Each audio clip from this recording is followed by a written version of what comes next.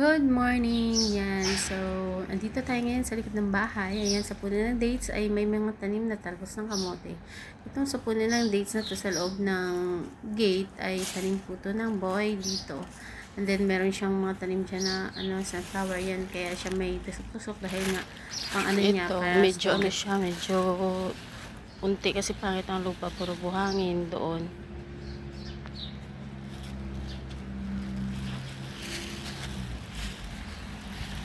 Tapos itong tinanim ko ang taba na Ayan. Tapos meron pa akong tanglad. Ang taba ng talbos ng kamote. Tsaka lipat mo nga ng ang host. Dahil lang. Araw-araw ko ito dinidiligan kasi para tumaba. Kasi noon, isang buwan ko siya hindi diniligan. Hindi siya nagtalbos. Okay na niya. Gina ko pa rin nakabukas. Tumataba na din yung aming lemongrass. Yan, so talbos siya ng kamote. Itong area na to, tinanim ko to July, June, tag-init noong panahon. Pero siya, hindi siya tumaba. Kaya may compost yan siya. So ubos na rin ang compost namin. Hindi ko alam kung after ng pag tumagal to na walang compost, tataba pa ba siya. Pero siguro okay man din siguro pag dinidiligan araw-araw. Ayan, yun si Hilin.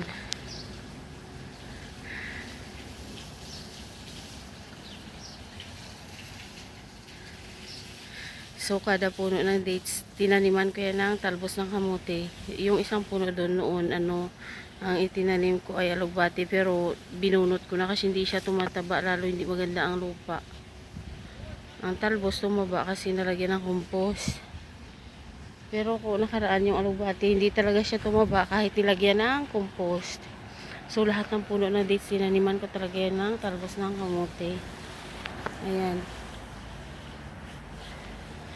Itong puno na to, ang nagtanim nito yung boy. Pero yung tanglad, kami yan hili nagtanim. Yan, kahilin tanim ng tanglad. Tapos ang taba ng mga puno ng mga talbos, Ayan, yung doon sa malaking puno ng dates, na yun, humaba na talaga. So, ginugulayan namin to 2 times a week. Ang tataba. Sa gitna na sobrang init, kahit pa paano tumaba rin siya dahil nga may compost, saka araw-araw dinidiligan. So pagka nakaputol ako ng mahabang talbos ng kamote, ang ginagawa ko, tinatanggalan ko siya ng dahon, ayan, tapos tinatanim ko ulit yung puno. Ayan. Damihan mo siyang magdilig para lalo dito bandaw na taasan. Niya taba ng puno ng yung doon ay yan, alugbate, pero ang ginawa ko, binunot ko, pinalitan ko ng ng kamote kasi hindi maganda ang lupa diyan. Kita mo yung pati yung lemongrass, hindi nga siya tumaba dahil pangit ang lupa dito. Pero tumubo na din yung yung kamote.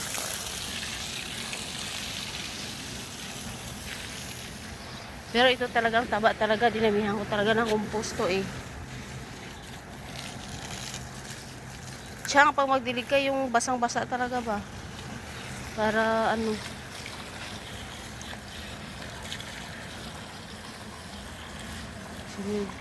Sino yung Chang? Si Maritos? Maritos. Hindi pangalanan na yung yung boy na Maritos. Ayan. So, magsimula na ako magtalbos. So, ito ayun, kita nyo, mahahaba na siya. Ayan. 2 times a week namin to ginugulayan. Ayan siya. Minsan nga sagad yan, pati mga talbos, sagad ko yan, pinuputol. Ayan. Kasi pag ito mahaba-haba, pwede siya itanim ulit para mas marami. Ayan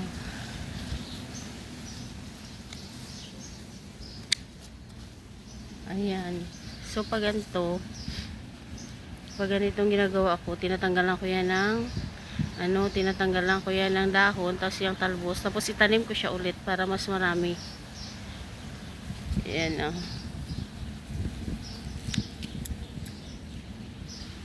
Kasi yung uulamin namin ngayon ay tilapia. Magluto ako ng tilapia. So, lagyan namin ng talbos ng kamote. Tapos itanglad pa para mas mabango. Mas maganda may tanim kasi fresh siya talaga, galing sa garden ang itatanim, ang maluluto. Hindi yung tumagal na sa supermarket, yan. Pero pag may tanim ka, fresh talaga ang makakain mo. Fresh talaga ang magugulay mo.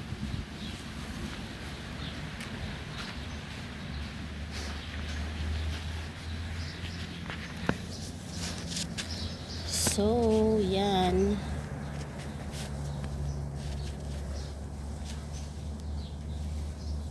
So, magulay muna ako.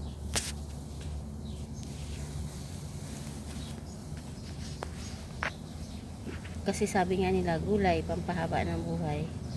Ayun. So, magugulay ako ngayon.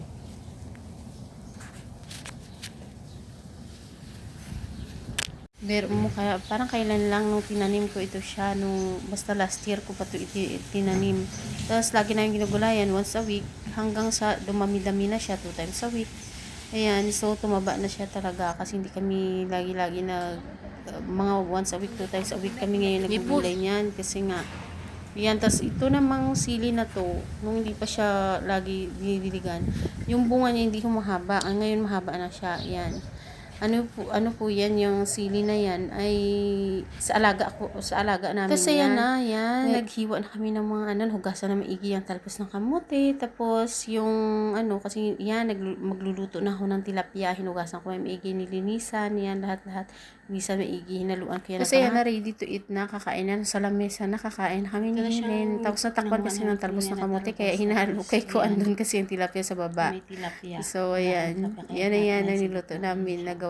Kuha namin dun sa garden. So, masarap talaga pag may tanim ka, sarili kang tanim. Kasi fresh mo siya, maluluto at mahalo sa kung anong paghaluan mo. Minsan hinahalo namin yan sa munggo pag nagulay kami at may kalabasa. Ayan. So, yan ang aming na-harvest doon sa likod ng bahay na tanim ko na talbos ng kamote.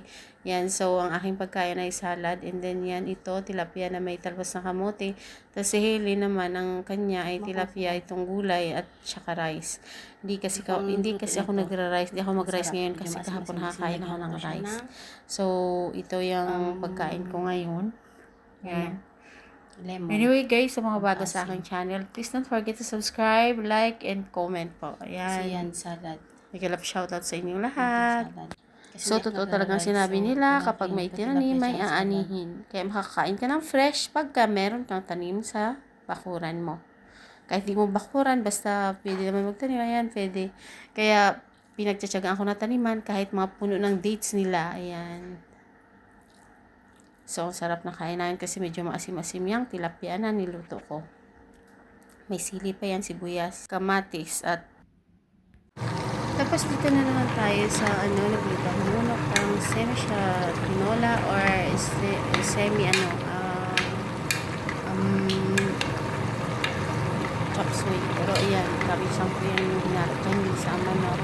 Tapos nilagyan ko yun ng sibuyas, kamatis, at para hindi siya nalansa. Kaya nilagyan ko siya ng luya. And then yung cabbage siya, cabbage yung hinarap ko sa manok. Tapos nilagyan siya ng spring. Kasi nagsawa na din ako sa may sabaw-sabaw na may sabaw. Tapos lalo ko manok, hindi talaga kumakain din ako ng manok, hindi ko siya masyado pero pag no choice talaga, kaya niluto ako ng manok. Ayan. So niluto ko siya ng may ubi lang, parang sa kung may susong sa ubi. Ayun talaga, parang nakasawa na yung may sabaw. Ayan, ubi lang yan. So yan, siya manok na misa na may repolyo at spring onion. Tapos yan. Yan lang yan ang ulam namin kasi minisa ko lang siya sa olive oil dahil nga hindi ako na gumagamit ng mantika. Ang olive oil ako na kasi ito yung olive oil. Hindi rin kasi maganda sa ating katawan ang laging gumagamit ng mantika. Kaya kung pwede lang talaga, ako talaga, hindi talaga, gulay-gulay lang talaga ako. Kung hindi siya ginigisa, kung ginisa ko man siya, ay ginisa ko lang yan siya sa, sa olive oil. Kunti. Tapos yan, siya sinabawan, may itin, lang siya. Parang sakto lang magpulos mo natin din sa kulay. Kasi, parang nagsawa na ko lang may sabaw. Parang kasawa din minsan. Sarap yung higit ng sabaw. Pero, yung mga panahon, hindi ako nag-crave ng may sabaw. Kaya, ayan. Ganyan lang, parang chop suey style na may sauce, may sabaw. So, yan ang ulam namin. Ay, yan ang lunch namin. Ang manok na yun. Of course, pinisa ko pinili sa Diyos Bawa. Luya, pampawala ng lansa. Yan. So, ayan siya. Chicken with cabbage. So, yan ang aming lunch for today. Yan. Anyway, guys, sa mga bago sa aking channel, tsaka sa hindi pa nakasubscribe, please, sana magustuhan nyo ang aking video. Yung sinishare ko na video, yung mga simpleng ano lang yan. Simpleng luto lang na pang araw-araw na pag kinakain namin dito. Ayan, so pag sinipag ako, edi magluto. Pag minsan tinatamad din, edi tiyaga-tiyaga lang din. Ayan, sa mga bago sa aking channel, please don't forget to subscribe, like, and comment po. Ayan. Para updated kayo sa mga next video ko, please hit the notification bell, choose all po. Para every time meron po akong upload, ay manonotify po kayo. Yan, mega love shoutout po sa lahat na makakapanood ditong video ko. Sana magustuhan nyo ang aking recipe for today. Yan.